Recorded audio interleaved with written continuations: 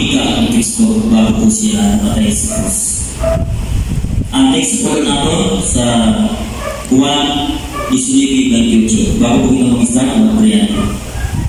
Please, Father, Heaven, salamat Panginoon sa inyong kapananon na kami yung word, mag-worship, mag-kamati sa inyong sumaton. Hinayin namin, Lord, ang inyong Espiritu, Panginoon, na sa nga ni usad buhay na nagtipon sa iyong pangalan, Lord, na hinayin namin ang inyong spiritual na Lord, na mag-maniwas na namin puso at isip, yung halik sa aming sarili, kundi halik sa iyong Panginoon. Hinita na naman ang po kita sa inyong pinagis sa iyong bukong na si Jesus. Okay po. Pasok natin sa 1:19 verse 20. Sabi po sa Tagalog sa King James Version. Pagkatapos nito, pagkaalam ni Jesus na ang lahat ng mga bagay ay naganap na nga upang matubad ang kasulatan, ay sinabi na uuhaw ako. Hindi po sa nila pagkaman sa mga ni Kristo sa napabaha, sabi sa Bisaya. Kumbaga, grabe siguro ang nangyari sa iya. Bago siya nagbatyag sa nila kapahaw. Siguro dito pa lang sa tayo, sa kita ko siya, grabe na pasakit, parusa ang hidanas niya. Kaya siguro kita namin, ilang maka-inusin sa 3 times sa dinamagaw, magbaha na, di ba? Duman pa kaya sa buhay ni Kristo na kung mga sasabihin, ibalaki sa mga tao na kasutin, hamuto na kumamapag. Kung sasabihin pa ni Kristo na hamuto magdiretso di ko kaya. Kasi di ba, nagawang tao siya dito. Kung baga, naramdaman niya na kung paano magkaiwasin masakit, upakan bilang sa natao, nadanas niya si grabe na hirap. Sabi niya kung paano kita niya niligtas, kung paano niya niligtas ang mga tao, grabe ganit na sakripisyo ang dinanas ni Kristo. Di lang kay baka, di lang kay grabe na kapagalan, kundi pati pagkalitos sa mga tao. Kumbaga, dinanas niya ang grabe na kapagalan. Pero sa mga literal na tao, na kung mamatsa ko na lang, normal lang ba yun? Pero dapat mamisa kita. Dati isang time, bago kita mag-start sa dati ko, dibuto ka daw sa Katoliko. Kumbaga, Miyerkules Santo pa lang nag-prosesyon na kami sa tapos pag Miyerkules Santo, ato kami sa umang, nagpapahubasan mga saka. Ang ng tradisyon kung pamahin sa mga ginikanan ko sa panahon. Kaya bago mag-reko, bago magkamukan niya mga tradisyon. Eh, lalaki magpapahubaw si Kristo. Pero ang pag-Injil ni Santo, si Kristo, tuwing-tuwing kinala po sa hindi galing tradisyon na sa mga kinala sa Ginoo. Kaya, dako po ini na aral sa aton, kung nakikita niyan, na nakikita niyan sa inaadlaw, sa pagsabudo, sa pagtubos sa kasalan sa mga tao. Nakikita niyan para maraman natin kung sila kaparusa ang natag ni Kristo sa ating buhay.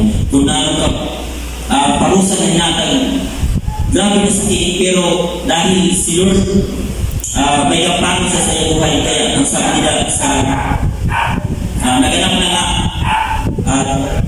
upang matupad ang kasulatan. Bago po ito mag-start at namin po natin yan, nauuhaw ako. Ikaw po kita sa dua, may dalawang uri po na kauhawan. Una po, kauhawan pisikal. Sabi po sa verse 28, pagkatapos nito pagkalan ni Jesus, ang lahat ng mga bagay inanganap na nga upang matupad ang kasulatan ay sinabi na uuhaw. Kung baga hindi pa lang sa pisikal ang kanya ni Kristo, nang batyag sa si kapaka. Kaya siguro sa nalang sa pangalan sa iyo, wala siya kayong mga tulbigida sana. Kasi sa istorya ba, pinatulog nito, may gusto mong kayo sa iya. Pero nakita siya sa mga sundalo para hindi siya kayo. Kaya sa tayo na siya sa cross, grabe siguro ang paha sa niya. Sabi ba nito sa verse 29, mayroon doon sila, doon isang sila, puno ng suka. Kaya naglagay sila ng isang spongkol, basa ng suka sa isang tubon na isiko at kanilang inilagay ang kanyang bibig. Tinubulan siguro kung baga ng tradisyon sa ito na siguro kung na klase ng magkukat ka, buta nga suka mas lumon, ay doon yan sa siguro. Kita nga yan, Wala nga na tubig, pag may malasahan na kita na dilihan sa mineral water, ay ikaw, sa nasasin na tubig. Diba? Lumang pa kayo sa buhay ni Kristo, nakita yung saya suka. Grabe siguro sa Quran. Aslum, bilang pisikal na kanya siguro, nililato kaya sa mga literal na ito ng buhay niya, hindi na kaya. Kaya niya, talong na kita, sunto kaya sa ako. Diba? Mula ka na nakikita sa katarangin tayo, grabe na nga maritis ang mangyayari. Lumang pa kayo sa buhay ni Kristo, sa time na ito sa ito, na inbabog sa grabe na bakat, tapos sa iba yung saya, sabi ni Isol, verse 28, suka, may suka na pula. Kaya bilang literal o pisikal na katangyan ng Kristo, grabe ang dinamas niya. Kung baga nagkatawag sa naurong talaga, sa akin sa isang ko lang, baga masasabi ko na naurong man ako sa pagpamali sa sumatong. Kung ako nag-share sa mga tao na hindi nakakilala sa kamatunan. Na-experience nila pagkada sa iba ng mga lugar, sa mga barangay, sa kakawag doon naman na ako makulbang kasi syempre, delikado ko sa mga umahan. Pero pinalay nila na lahat doon. Pero mas lalo ko nasabi niya, sabi niya sa sumado na uwa ko, kung baga, bilang literal na labas, mapagalaman ng mag-share, sino nakaranas mag-share sa suti na tao, di ba? Di ba kapag? Sa pag-share na natin natin sa isang tao, ang kung mamagi sa sumado ni Kristo, nagkakita ko itong pag-share sa kamong tao. Lalo ko nagkakatong kita, nakaranas ko dali daw sa review ng pagsunod sa kanino paghapaha, bagaimana yung ako sa pagkalupas pero sa akin ay gano'n. Pero hindi ko naman tiyaga bilang literal sa pagkaawang ng Kristo na paghirap ko yung mag-share sa tao na nilipang kilala. Kaya malipay kita ang alin niya na di pa nakakilala, may sumalo na nimong sa iyo. Kaya naman, mapagal ka na alin niya na nakabatay sa may sumalo. Amen po ba?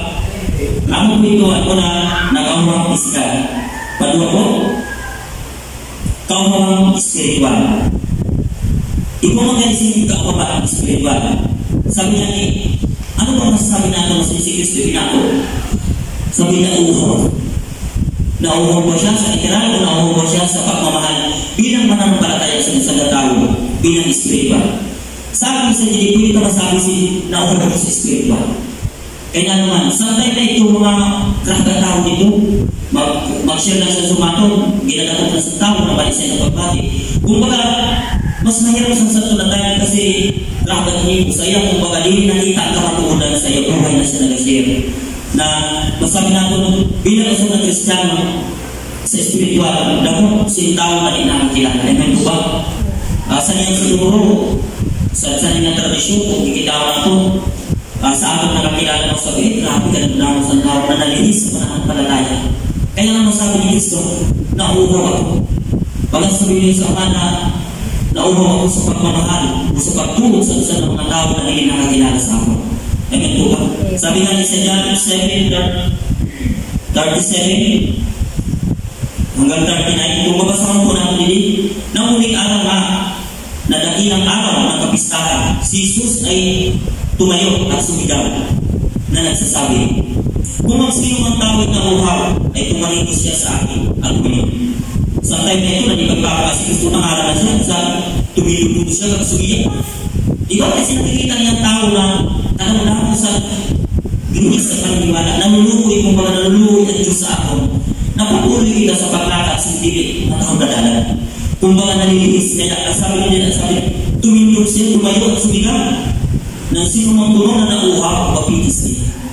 Sabi ko sa verse 38, ang sumasampalataya sa akin gaya ng sinabi ng kasulatan ay mula sa loob niya ay aagos ang mga ilog ng tubig na buhay. Grabe na, hali ko sa ikibarnan sa puso sa ibang translation, dadaloy, hali sa kaibudaran sa naman puso sa loob. Na sino mang tulong. Kaya, nakunag-blessing ni Lord, nakita ng mga tao, kita nakakilala sa iya. Nalilipay ang inyong sakripisyo kita isang marimig sa ibig sa iyo. Sabi sa iba, ay kaniyong marimig mo na at tukot sa dalo. Diba? Pero sa iyo, sana nakikita ni Lord na seryoso na itong puso sa iyo. Dahil nanilipay si Lord na bisa iyo sa nangyari sa ating dalawang trabaho, dalawang sakripisyo, pero alam kita niyan, nagkapulit sa iyo. Amen po ba?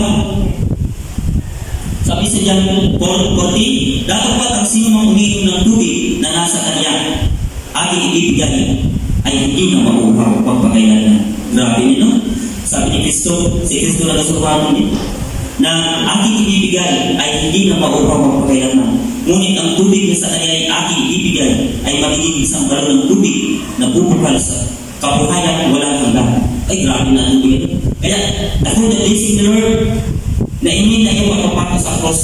Bisan naghahanap siya na nauhaw siya sa pagmamahal sa dalaw. Kung kita ada sa iya, kung kita sumampalataya sa iya, sumunod kita, aliw natin ang ating mga buhay na mga masakit. Ialin natin ang buhay. Sabi nga hindi magpakailanman, hindi na mauuhaw. Kaya sa niya nakalaw, agapon natin si Kristo, kinangatong Panginoong nagtagpagligtas. Naraman ni Lord na aligan niya, alikita, nauuhaw siya sa pagmamahal. Ipakita natin, kunanan natin sa atong lawas, sa atong buhay, lalo na sa spiritual. Ipakita natin na seryoso kita sa iya. Ano man ang mga balakid sa buhay, pangarap, rahilya, financial, sakit, ada kita makasunod kita sa iya. Kaya kung kita nalisi, tubig, na magpakailangan din kita mauuhaw. Di kita masabit mamudulog, kasi si Kristo at tubig sa natong buhay. Naman po ba? Kaamalan ko ito